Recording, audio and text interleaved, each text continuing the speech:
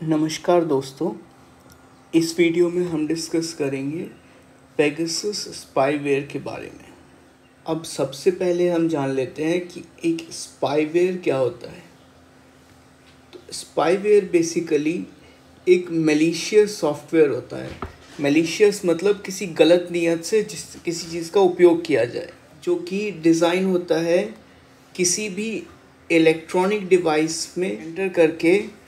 क्या करता है ये, उस डिवाइस में जो एग्जिस्टिंग डेटा है उसको वो गैदर कर सकता है या उस डिवाइस को कंट्रोल कर सकता है। फॉर एग्ज़ाम्पल, उस डिवाइस में कोई भी ऐप्स हैं या कोई भी प्रोग्राम्स हैं या कोई भी फाइल्स है, उन फाइल्स को ये रन कर सकता है। उस डिवाइस का जो डेटा है उसको कलेक्ट करके किसी को भी जो जो जो अटैकर है उसको या किसी सर्वर को या किसी को भी भेज सकता है बिना डिवाइस ओनर के कंसेंट के। किसी भी स्पाईवेयर को किसी इलेक्ट्रॉनिक डिवाइस में एंटर करने के लिए एक वेक्टर की आवश्यकता होती है। वेक्टर क्या हो गया?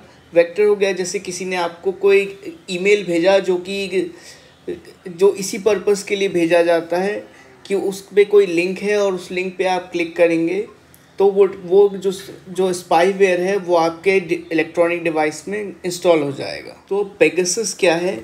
पेगासस भी ऐसा ही एक स्पाईवेयर है जो आपके इलेक्ट्रॉनिक डिवाइस में एंटर हो जाता है यूजिंग अ वेक्टर। वेक्टर कौन कौन से हो सकते हैं? जैसे कि व्हाट्सएप का चैट मैसेज या कोई भी चैट करने के लिए ऐप यूज़ कर रहे हैं उसका मैसेज, टेक्स्ट मैसेज हो गया, ईमेल हो गया, एक्सेट्रा। पेगासस जिसको क्यू सूट भी कहते हैं, इसको बनाती कौन है? एक Israel based cyber arms and security firm जिसका नाम है NSO ग्रुप। और ये बनाती क्यों है? As a part of cyber intelligence solution, जिसका एक्चुअल पर्पस क्या है कि ये लॉ इन्फोर्समेंट एजेंसीज़ और इंटेलिजेंस एजेंसीज़ को रिमोटली और कोवर्टली, मतलब रिमोटली मतलब दूर से, और कोवर्टली मतलब आपको पता भी नहीं चलेगा कि आप अंडर सर्वेलेंस हैं या आपका डेटा किसी और को लीक किया जा रहा है। Covertly extract data from any mobile device, operating system Android हो या iOS हो, दोनों ही वल्नरेबल हैं इसके लिए। और ये होता कैसे है? By exploiting bugs. मतलब कोई भी एंड्रॉयड डिवाइस है या कोई भी डिवाइस है, ये बेसिकली कोड्स पे रन होते हैं। कोई भी कोड परफेक्ट तो होता नहीं है, हर कोड की कुछ ना कुछ वल्नरेबिलिटीज़ होती है। जो सपोज कीजिए कोई डेवलपर है, आज मैंने कोई एक कोड लिखा बट उस कोड में कुछ ना कुछ ऐसी चीज़ मिस हो गई जो मैंने ध्यान नहीं दिया या जो ह्यूमनली पॉसिबल नहीं है ध्यान देना। तो उन कोड की जो वल्नरेबिलिटीज़ हैं उनको एक्सप्लॉइट करके ये पेगासस स्पाईवेयर किसी भी मोबाइल डिवाइस में एंटर हो जाता है। अब पहले क्या था कि 2016 के आसपास जब ये पहली बार पेगासस का नाम सामने आया था, मतलब पब्लिकली नाम सामने आया था, तब ये स्पीयर फिशिंग टेक्निक यूज़ करता था। स्पीयर फिशिंग टेक्निक का क्या मतलब है कि वो आपको कोई भी एक लिंक भेजेगा। मतलब सपोज कीजिए आपको एक ईमेल भेजा या व्हाट्सएप मैसेज आया, अगर या कोई भी मैसेज आया, अगर उस मैसेज पे आप क्लिक करते हैं तभी ये स्पाईवेयर इंस्टॉल होगा। मतलब वो क्लिक करना वो आपका वो है कि आप अगर क्लिक करेंगे तभी ऐसा होगा। 2019 में इस स्पाईवेयर को NSO फर्म ने फर्दर इम्प्रूव किया टू मेक यूज़ ऑफ, जिसको कहते हैं ज़ीरो क्लिक वल्नरेबिलिटी। इसका क्या मतलब है कि व्हाट्सएप, इसका एक एग्जांपल हो गया, जैसे व्हाट्सएप पे आपको एक मिस कॉल आया, मिस कॉल से ऑटोमेटिकली ये पेगासस स्पाईवेयर आपके डिवाइस में इंस्टॉल हो जाएगा और ये स्पाईवेयर उस मिस कॉल का जो डेटा है, मतलब जो कॉल लॉग में होगा कि आपको कोई कॉल करता है तो उसका एक लॉग रिकॉर्ड रहता है, तो उस कॉल लॉग से भी उस मिस कॉल को रिमूव कर देता है।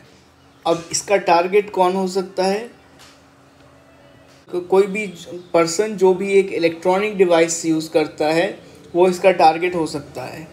बट मोस्टली पॉइंट क्या है कि जो NSO फर्म है वो सिर्फ सॉवरन मतलब गवर्नमेंट या गवर्नमेंट इंस्टीट्यूशंस को ही ये स्पाईवेयर बेचता है।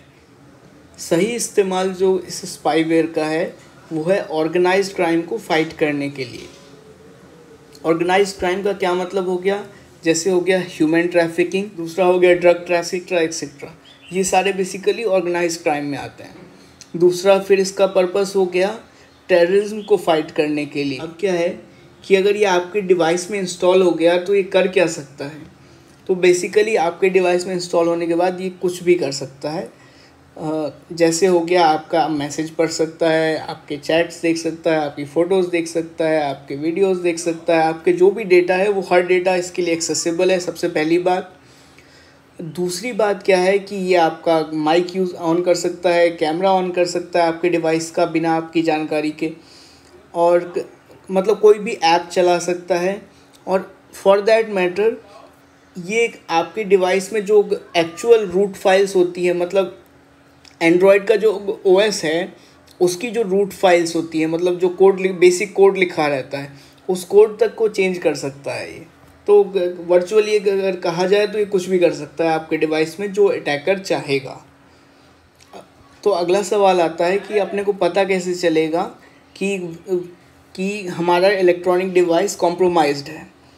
तो अगर कहा जाए तो कोई तरीका नहीं है इसको पता करने का। अब अगर प्रिवेंशन देखा जाए तो वैसे प्रैक्टिकली इसका प्रिवेंशन बहुत ही मुश्किल है, बट कहा जा रहा है कि अगर आपका जो ऑपरेटिंग सिस्टम है जो मोबाइल डिवाइस में है या कंप्यूटर में है वो अगर अपडेटेड है तो चांसेस हैं कि आप कम वल्नरेबल हों। और दूसरा क्या है कि किसी ऐप को यूज़ करने की जगह आप सीधे ब्राउज़र को यूज़ करें। मतलब सपोज़ कीजिए आप फेसबुक के लिए फेसबुक ऐप का इस्तेमाल करने की जगह सीधे गूगल क्रोम या इंटरनेट एक्सप्लोरर या किसी भी ब्राउज़र में फेसबुक को खोल के चलाएं rather than using the Facebook app. तो अब बेसिकली सोचने वाली बात यह है कि कोई ऐसा स्पाईवेयर क्यों क्रिएट करता है। इस वीडियो को देखने के लिए आप लोगों का धन्यवाद।